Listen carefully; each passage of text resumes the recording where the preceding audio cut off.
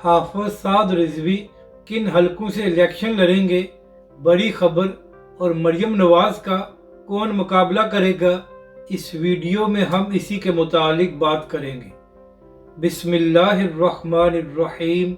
अस्सलामुअलैकुम नाज़रीन कराम, हम इंतखाबात के एक कदम और करीब हो गए हैं और अब ये खबरें सामने आ रही हैं कि मुख्तलिफ जमातों के सरबराह किन हलकों से इलेक्शन लड़ेंगे।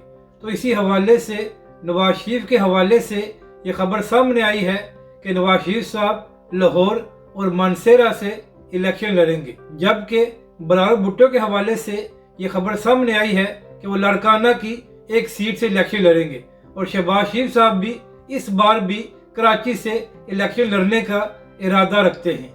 जबकि दूसरी जानब आज तहरीक लब्बैक के सरबराह हाफिज साद रिजवी के मुतालिक भी यह अहम खबर सामने आई है कि तहरीक लब्बैक के सरबराह भी 3 से 4 हलकों में इलेक्शन लड़ सकते हैं। नाज़रीन कराम, तहरीक लब्बैक के सरबराह हाफिज साद रिजवी के बारे में ये बताया जा रहा है कि शायद वो एक अटक की सीट से इलेक्शन लड़ेंगे जो उनका आबाई हलका है। इसके साथ साथ ये भी कहा जा रहा है कि तहरीक लब्बैक के सरबराह हाफिज साद रिजवी कराची की एक सीट से भी इलेक्शन लड़ेंगे। तो नाज़रीन कराम, अगर तहरीक लब्बैक के सरबराह हाफिज साद रिजवी कराची से इलेक्शन लड़ते हैं तो ये एक अच्छा फैसला होगा और कराची में तहरीक लब्बैक पाकिस्तान का अच्छा खासा वोट बैंक है। अब बात करते हैं कि मरियम नवाज के मुकाबले में कौन इलेक्शन लड़ेगा। नाज़रीन कराम, PTI की कारकुन सनम जवेद जो 9 मई के वाक़यात के हवाले से गिरफ्तार हैं, तो उन्हीं के हवाले से एक खबर सामने आई है।